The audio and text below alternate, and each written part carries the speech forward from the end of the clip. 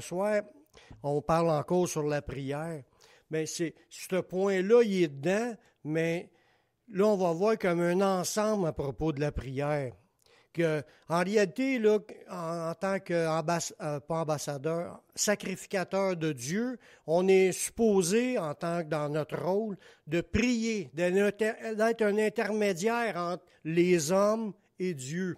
Chacun de nous, on est comme Jésus, des intermédiaires pour présenter à Dieu les hommes. Ça comprend les chrétiens, puis ça comprend les gens du monde.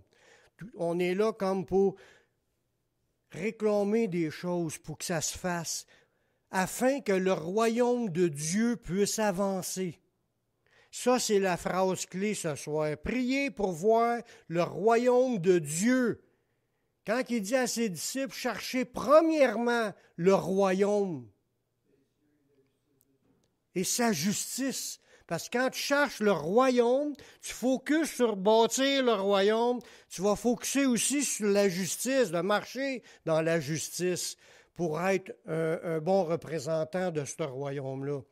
Mais chercher le royaume, c'est chercher qu'il y en ait d'autres qui s'ajoutent, qu'il y ait des vies qui soient transformées, que les gens grandissent dans la foi. Bâtir le royaume, c'est d'affermir le peuple de Dieu pour qu'ils deviennent tous des hommes et des femmes de Dieu, parce que Dieu ne veut pas qu'on demeure des enfants de Dieu. Il veut qu'on devienne des hommes et des femmes de Dieu. La maturité spirituelle, puis pour ça, il faut que l'Église grandisse. Ça, c'est s'édifie.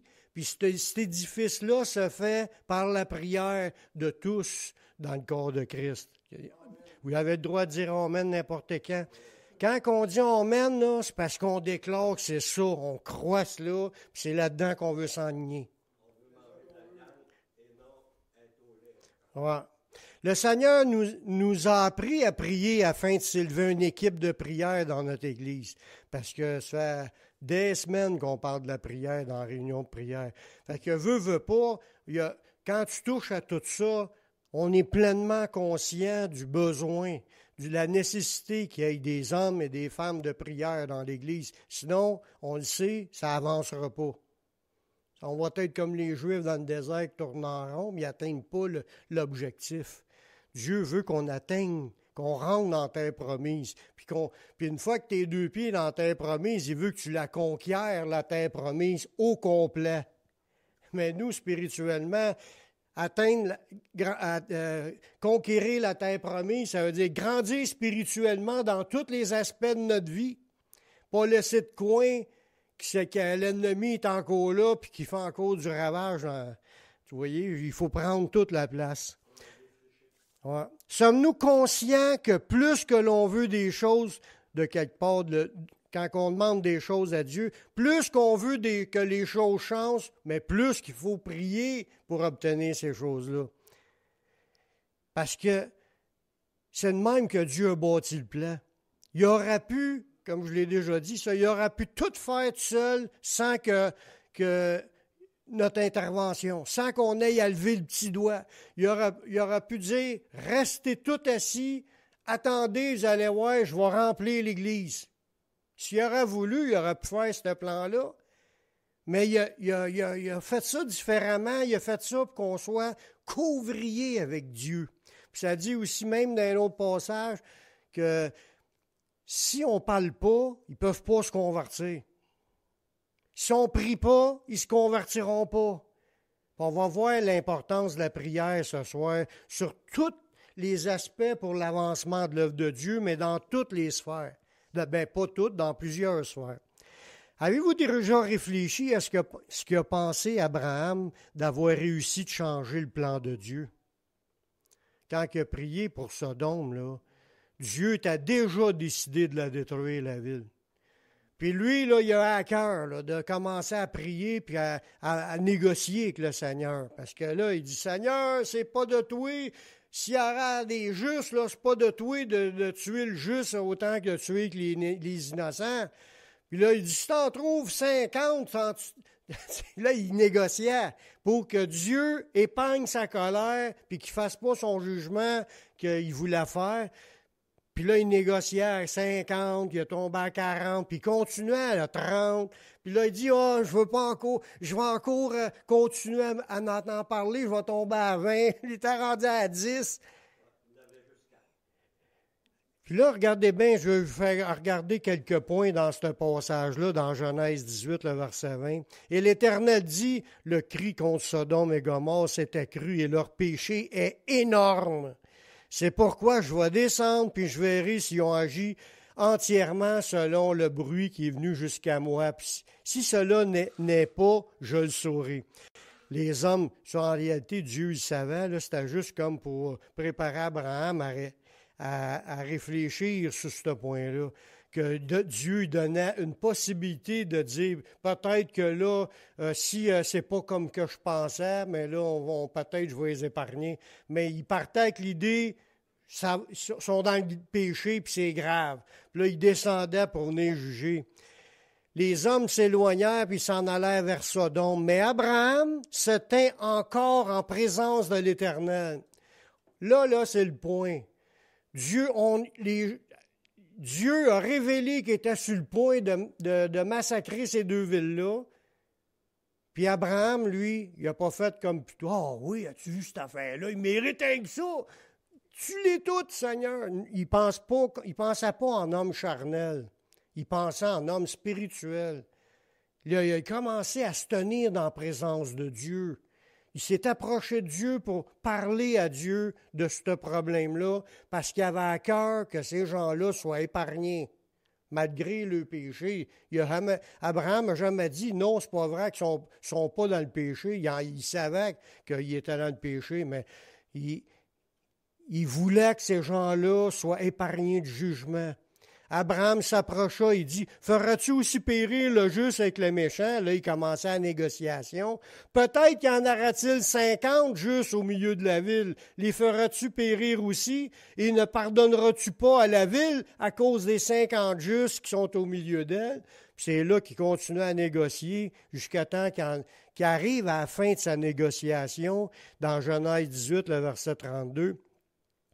Ça dit, Abraham dit que le Seigneur ne s'irrite point, c'était son dernier point, et je parlerai plus que 7 fois. Peut-être s'il trouve 10, se trouvera-t-il 10 justes. Puis l'Éternel dit, je le détruirai point à cause de ces 10 justes. On voit la miséricorde de Dieu. Puis s'il aurait continué, il aurait pu dire juste un juste. Mais il a arrêté là. Je ne sais pas pourquoi il a arrêté là, mais il a arrêté là. Puis là, ça dit, ouais, dans le verset 33, là, juste l'autre verset après, l'Éternel s'en alla lorsqu'il eut achevé de parler avec Abraham. Ça veut dire qu'Abraham a interrompu sa prière. Il dit, c'est en allé après qu'il ait fini de parler avec Abraham. Ça veut dire que si Abraham aurait continué à parler, Dieu aurait attendu pour écouter les prières. Il a lâché comme avant-fin. Peut-être c'était quand même dans le plan de Dieu, s'il fallait que ça arrive, mais quand même, le point est, Dieu, il attend qu'on fasse monter des prières, puis il va se tenir là à t'écouter tant que tu vas être capable de te défendre, puis d'amener des points, puis de pas t'ostiner, négocier en basant sur des promesses que tu présentes à Dieu. On le sait que tu es miséricordieux, on le sait que tu es bon, tu es riche en miséricorde, puis lent à la colère, puis riche en bonté, puis tu veux que Dieu pardonne. Puis si tu insistes, Dieu va rester là tant que tu n'as pas fini ta prière. Avec l'ensemble des promesses que nous avons reçues en Jésus, nous pouvons commencer à les aspirer pour la croissance de l'Église. En réalité, c'est pour le royaume de Dieu, pour le salut de nos familles, puis les gens qui nous entourent, puis nos compatriotes, sont déjà déclarés que Dieu est en colère contre eux autres, puis que le jugement est déjà déclaré. Et celui qui ne croit pas au Fils est déjà jugé. Ça veut dire que là, ça dépend de notre négociation avec Dieu en se basant sur les promesses du Seigneur. Le Seigneur cherche des personnes qui ont le désir de se voir grandir spirituellement puis d'être fortifiés. Individuellement, Dieu veut voir que nous avons le désir de devenir forts dans le Seigneur. Puis pour ça, c'est de le demander. C'est comme on a vu tout à l'heure, la prière, la louange, ça nous fortifie. Bien, Dieu veut nous voir à être dans ce désir-là de grandir. Ça veut dire qu'il faut se mettre à prier pour ça. Dans 2 Pierre 1,10, ça dit « C'est pourquoi, frères, appliquez-vous d'autant plus à affermir votre vocation puis votre élection, car en faisant cela, vous ne broncherez jamais. » Ça veut dire que ça ne dépend pas de Dieu si tu es fort dans le Seigneur. Ce verset-là est en train de dire que ça dépend de nous si on s'applique à vouloir grandir. Il dit « Appliquez-vous d'autant plus à affermir votre vocation puis votre élection. » Ça veut dire que Dieu nous a déjà élus, il nous a déjà appelés, tout est déjà là, ça dépend de notre vouloir, si on veut. Puis là, il dit, tu broncheras jamais, tu lâcheras jamais, tu vas avoir la force de persévérer si tu t'appliques. Chaque journée, nous devrions avoir comme objectif d'être dans l'action pour grandir dans le Seigneur. Dans 2 Pierre 3,18, ça dit « Mais croissez dans la grâce et dans la connaissance de notre Seigneur. » Ça, le croître dans la grâce et dans la connaissance. La connaissance, ça, c'est facile, c'est de croître dans la lecture, à étudier, à lire, à étudier, à approfondir, à écouter les messages. Vouloir grandir dans la connaissance, ça, c'est juste à être attentif. Mais croître dans la grâce, là, c'est comme si Dieu nous a accordé des cadeaux, là, d'être pardonnés. Il nous accorde aussi ses dons, qui sont des grâces. Le même mot, c'est charisma, c'est des charismes, c'est des dons. Que ce soit les dons spirituels, c'est des grâces. Les fruits de l'Esprit, c'est encore des cadeaux que l'Esprit met en nous. Tout est là donné par le Saint-Esprit, mais il veut qu'on croise dans la grâce. Ça veut dire, Dieu nous appelle, mais nous, on a recherché pour grandir. Si on veut devenir rempli de toutes sortes de cadeaux, toutes sortes de grâces, c'est des cadeaux. Toutes sortes de cadeaux qui viennent de Dieu, mais il faut s'appliquer à faire un effort pour marcher dans ce qui plaît à Dieu, puis en prière, pour que Dieu déverse encore plus de cadeaux. C'est comme si on a une invitation à aller déballer tous les cadeaux. À Noël, là, quand que tous les cadeaux sont là au pied de l'arbre de Noël, là, les petits-enfants, ils ne se font pas prier, ils ne se font pas forcer à aller courir, à aller développer les cadeaux. Ils courent puis ils ont hâte de les ouvrir, le cadeau. Puis nous autres, on a plein de cadeaux additionnels que Dieu veut nous donner. On a-tu encore la même passion, le même désir de vouloir ouvrir tous les cadeaux de Dieu? Croître dans la grâce, c'est grandir dans les cadeaux que Dieu veut nous donner. Puis ça dépend de nous. On est encouragé à combattre dans la prière pour être plus fort, puis obtenir les choses. C'est ce que Jésus nous a dit dans Luc 21, 36. Veillez donc et priez en tout temps afin que vous ayez la force. Dieu aura pu dire, je vous la donne tout le temps, la force. Non, c'est pas ça qu'il a dit. Il a dit, demande-la, puis tu vas l'avoir. Ça dépend de nous. Il a décidé de faire le plan que c'est nous qu'on travaille avec le Seigneur pour y arriver. Fait qu'il faut prier pour avoir la force, les cadeaux, la connaissance, les bénédictions de Dieu. Le Seigneur cherche des personnes qui ont le désir de voir l'Église grandir spirituellement. Puis pas juste à Beauharnois, mais Beauharnois, on veut que ça grandisse, c'est sûr. Puis les autres églises aussi, parce que c'est l'Église du Seigneur dans le monde entier. L'Église appartient au Seigneur, puis il y a une Église dans le monde entier, à la surface de la planète. Il dit, je bâtirai mon Église, mais il demande à ce que nous, on ait le désir de vouloir que ça avance dans l'Église. Quand il nous dit, cherchez le royaume, c'est ça, c'est chercher à ce que son royaume s'étende, puis que son royaume devienne de plus en plus fort. Et dans Romains 14, 19, ça nous dit, recherchons, c'est à nous que ça parle, ce qui contribue à la paix et à l'édification. Ça veut dire, je dois rechercher moi-même, je ne vais pas attendre que juste ça soit Dieu qui fasse. Moi, je dois rechercher ce qui va amener la paix. Je dois parler de façon à ce que ça amène la paix. Je dois parler ou travailler de façon à ce que ça amène une édification dans l'Église. Mais chacun de vous aussi. Si tout le monde fera ça, on sera tous en train de produire du fruit pour l'édification de cette Église-là, l'Église ou le royaume de Dieu.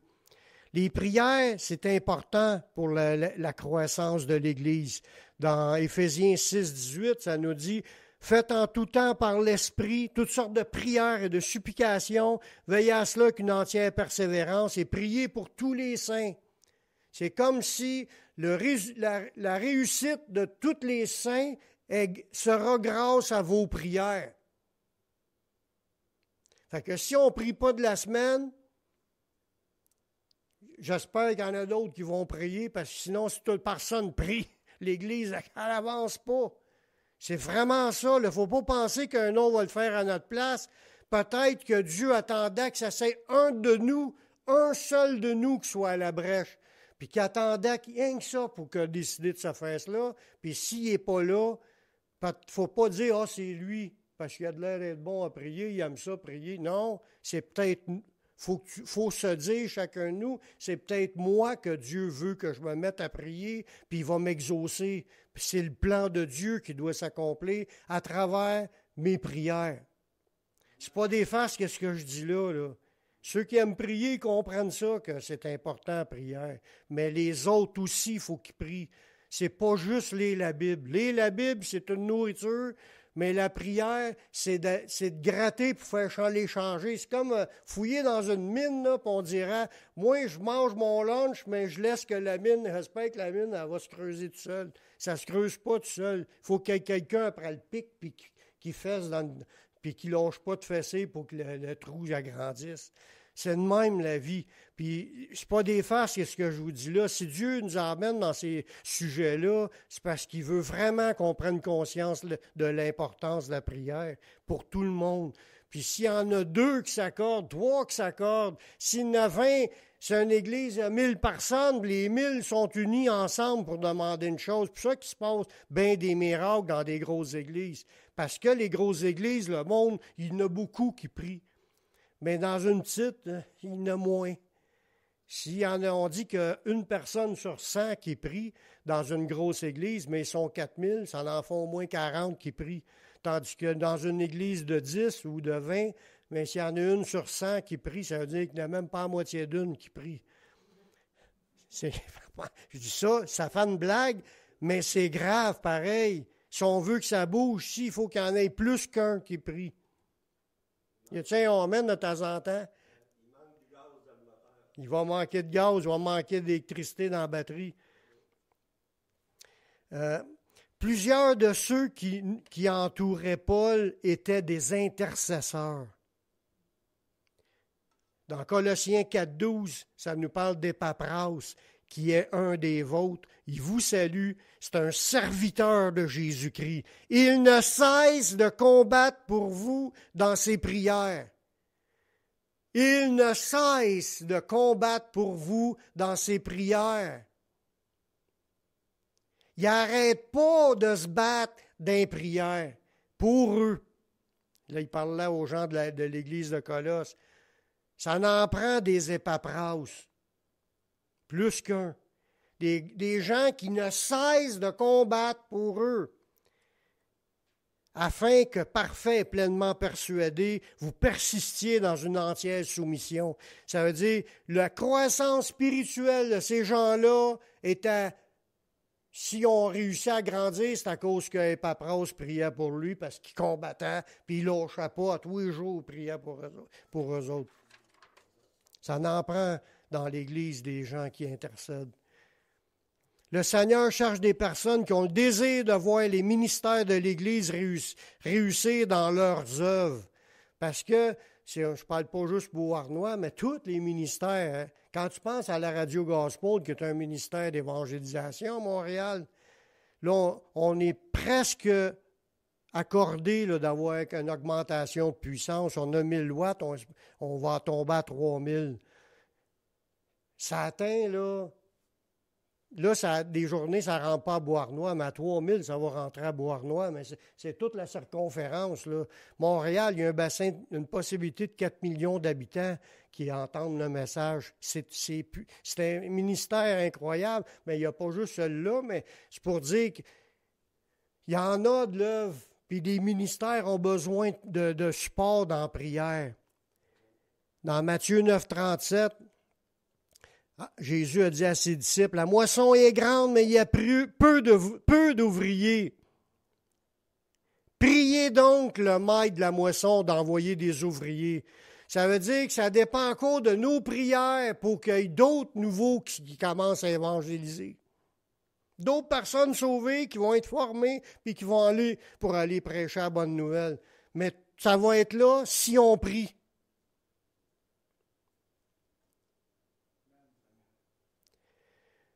Pour l'ouverture des portes dans l'évangélisation. Parce que des fois, tu peux évangéliser, là, puis il ne se passe pas grand-chose, les portes sont pas ouvertes. Pourquoi que les portes sont pas ouvertes quand tu évangélises? Pourtant, Dieu veut que les âmes soient sauvées. C'est à cause qu'il n'y a pas de support dans la prière. Dans Colossiens 4.3, ça dit « Priez en même temps pour nous, afin que Dieu nous ouvre une porte pour la parole. » Ça veut dire qu'il faut qu'il y ait de la prière pour que Dieu rouvre une porte pour que la parole soit... La porte soit ouverte, puis que là, ça va bien. Ils répandent l'Évangile, les gens sont ouverts, tu passes des pamphlets, tu pries pour les gens. Il va se passer de quoi si on prie? On se rend compte de la responsabilité qu'on a?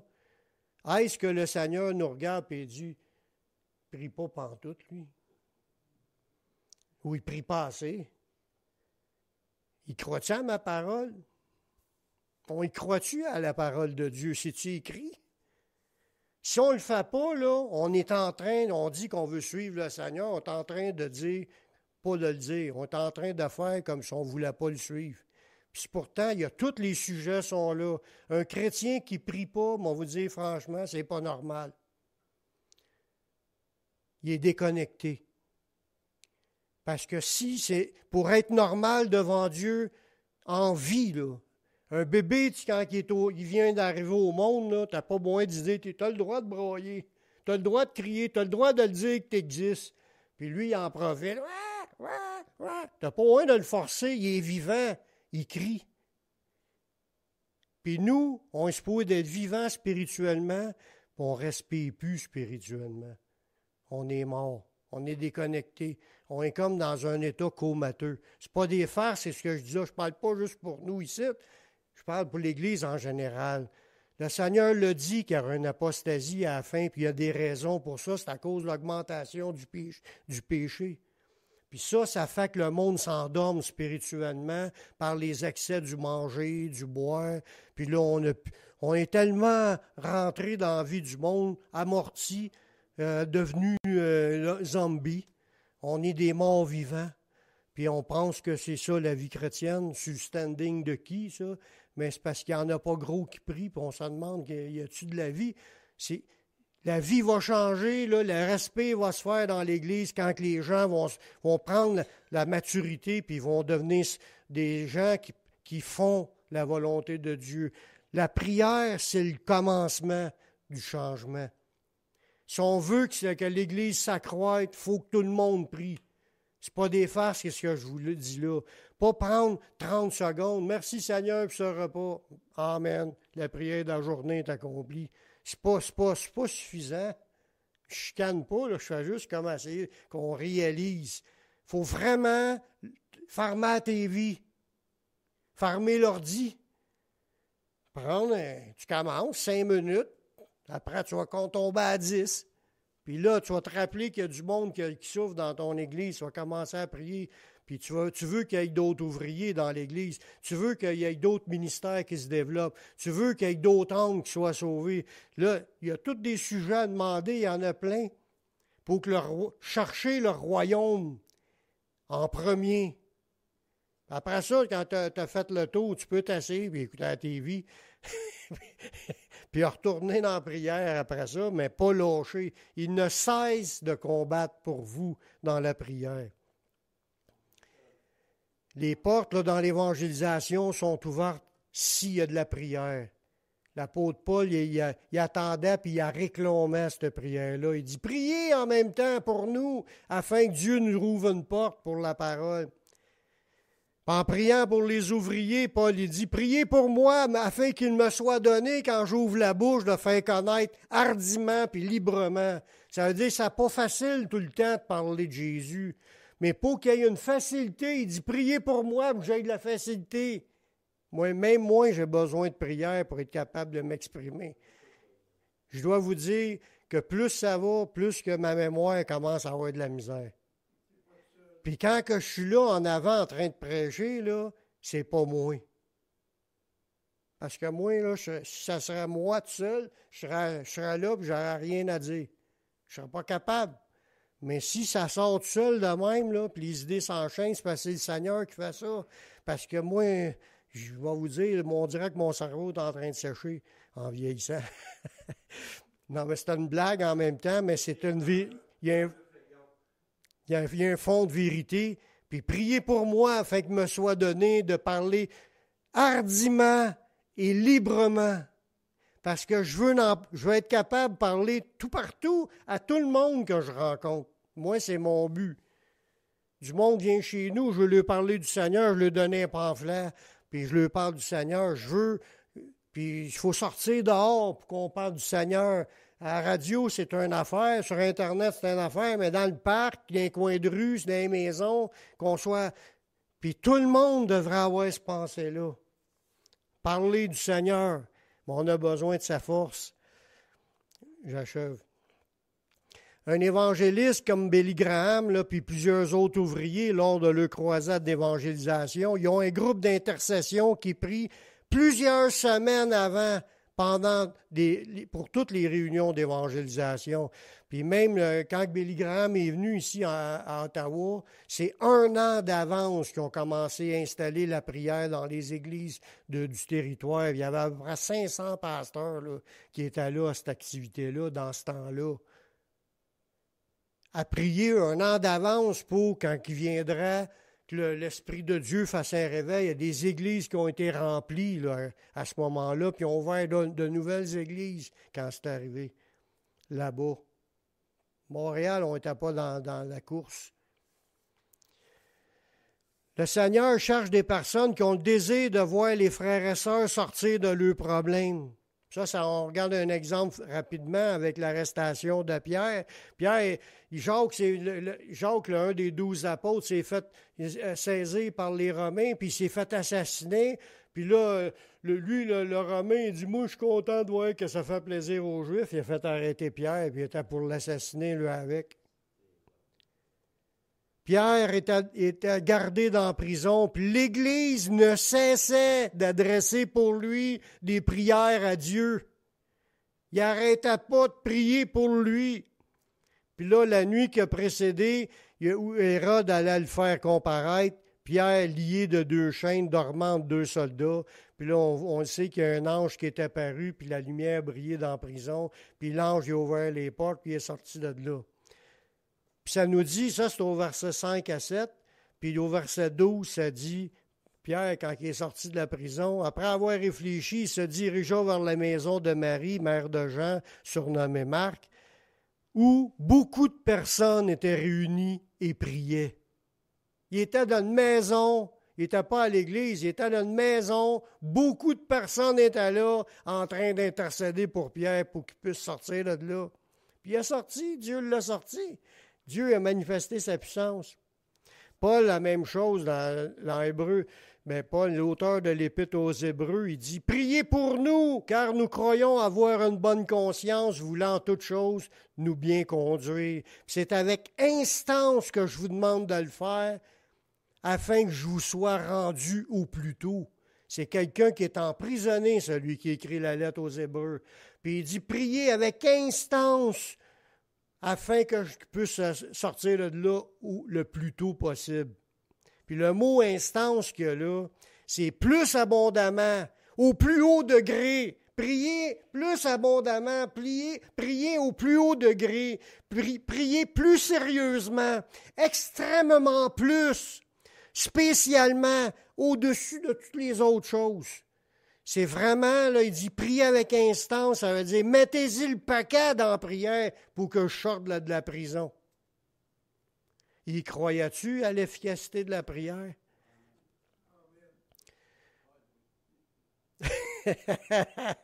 Le Seigneur cherche aussi des personnes qui ont le désir de vivre en paix dans leur pays.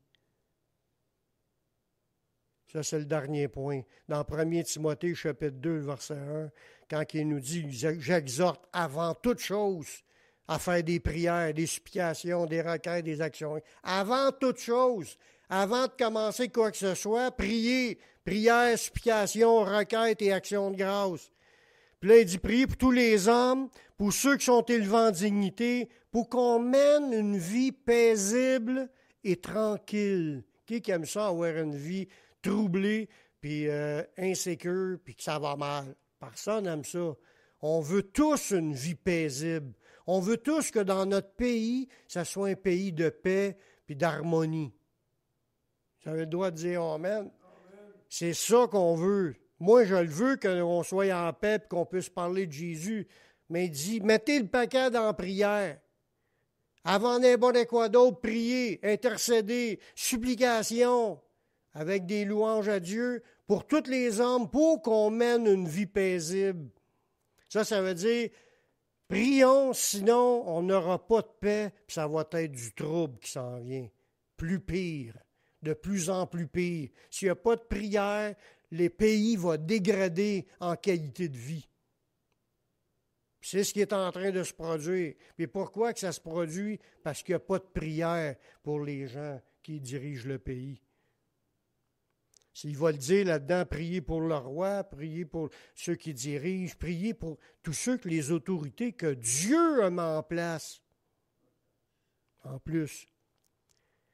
Il dit cela, au verset 3, il dit « Cela est bon et agréable devant Dieu, notre Sauveur, qui veut que tous les hommes soient sauvés et parviennent à la connaissance de la vérité. » C'est bon et agréable devant le Seigneur quand on se met en prière. Y a-t-il des gens qui veulent commencer? Mais pas commencer, parce qu'à l'âge qu'on est rendu dans le Seigneur, ça fait longtemps qu'on prie, mais peut-être pas assez. Peut-être qu'on s'est relâché, peut-être qu'on a perdu l'intérêt, peut-être qu'on ne le voulait plus, mais il faut s'y remettre, frères et sœurs. Vraiment, là, puis quand on est ensemble, profitons de cette soirée-là pour s'unir, pour s'accorder, pour demander des affaires, puis après ça, continuons chez nous à prier, chacun chez soi, pour l'avancement de l'œuvre.